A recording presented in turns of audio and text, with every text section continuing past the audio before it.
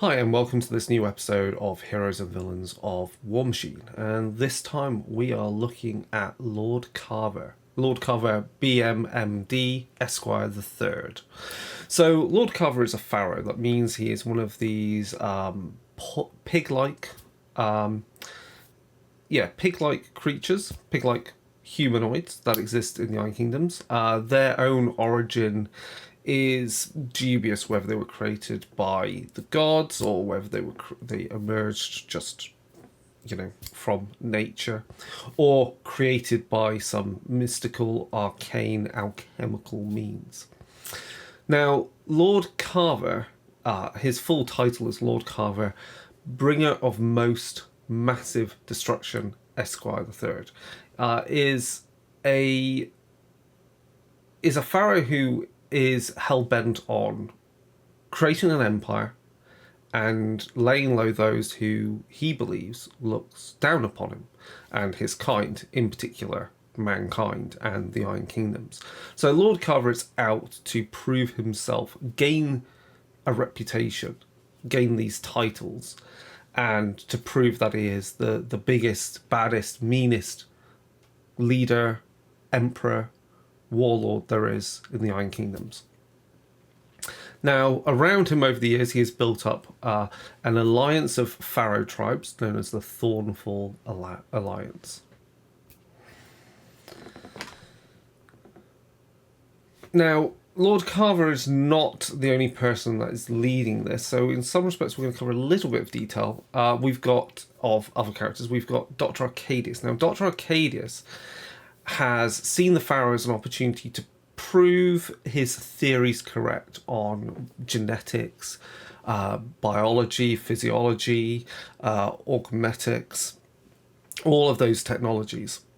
And so Lord Carver has employed Dr. Arcadius, or Dr. Arcadius has manipulated Lord Carver into an alliance where Arcadius uses his abilities to create for Carver and for the Thornfall Alliance these mutated monstrosities, these pharaoh creatures, some of which are just large pharaoh, some have undergone augmetics. They now have arms and legs and weapons that have been taken from warjacks. Some have multiple heads through, surgeries, and these are all experiments of Dr. Arcadius that Lord Carver then, binds to with his will as a warlock to utilize in his battles. So Carver is believed to originate somewhere along the Black River near Marchfells, and apparently born around about 583 AR. Now, you would think that doesn't seem that long ago in the Iron Kingdoms, given Lord Carver's position. And that's because pharaoh mature much quicker than humans. And so only after about a few years, like maybe about 10 years, Carver is already a formidable fighter and raider, and is rising through the ranks of his tribe and rivaling his peers in other tribes of pharaoh. So over this time, Carver initially begins not only fighting for his tribe, but also finding employment as a mercenary, and this is around 594 AR. So already in the space of 11 years, he's matured and is a mercenary. But his time with humans is what grows his distrust and enmity to humans, and gains the chip on his shoulder about wanting to be proven right that he is, this expert fighter, leader, and warlord. In that time, of course, he has also worked as a mercenary for other races, such as the Trollkin, the Tharn, those tribes that exist in the wilderness who also fight against humans. And with his Carver's growing dominance, he even put out a booklet, a pamphlet that detailed his ambitions, his manifesto. And this is known as The Glorious Rise of Mighty Lord Carver, in his own words. So Carver is not also out for battle for money. In fact, he often fights just so he can bring back scrap and artifacts and resources for Dr. Arcadius to use to build more war beasts and armaments for his armies.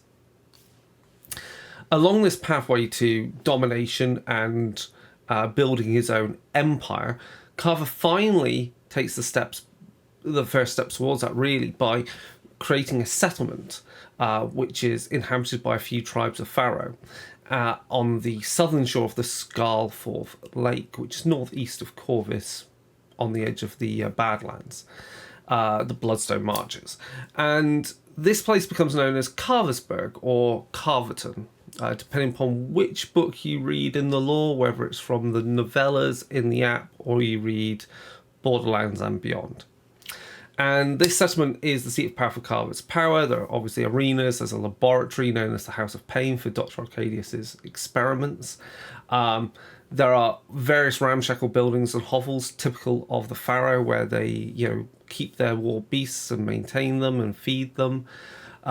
And there's also this huge, ugly but sturdy fortress, which is Carver's own domain, from which he rules.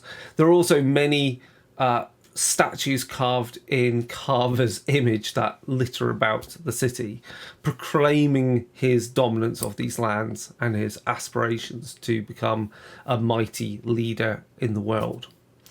Now, what takes us up to the modern day within Iron Kingdom setting and within Warmachine is that Carver would fall in battle to Magnus. So in this conflict, Magnus leaves Carver a broken being, injured heavily, dismissive of the Pharaoh, thinking him nothing more than just an annoyance. And this would have repercussions on Carver's this would have repercussions on Carver's psychological disposition, to drive him more mad, as it were, give him PTSD. He's out to take revenge on Magnus and prove himself ever more the competent warlord and fighter. But Carver obviously has been horrifically injured in this battle and goes under the scalpel of Dr. Arcadius, who is doing his duty but also sees it as an opportunity to do some experiments to can he improve this mighty warlock. And so with a new eye, a new limb that has a built-in cannon, a new leg, all these things, all these operations, surgeries on Lord Carver brings him back into being, as it were. He's able to walk around and fight, though his body is not his own. He begins to learn that he has to relearn how to use his body and use it in combat. But he also has a new war beast, a super heavy war beast known as Experiment 47. And this giant beast that is part Pharaoh but also has, the genomes and benefits of learning that Dr. Arcadius has taken from their Cephalax monstrosities, has created this massive monster which Carver bonds to and now uses in his battles, and of course is out for revenge on Magnus. So that's Carver in a nutshell, for where he is up to right now. Obviously, he's been in plenty of battles in the past, and he's seeking to increase the domination of the Thornfall Alliance, and will likely see him join the ranks as a mercenary within armies such as the Scorn, the Chimera, and others, as he seeks to fight for them for the benefit of any resources he can gain through them. Anyway, that's all for now, and we'll chat again soon with another episode of this series. Goodbye for now.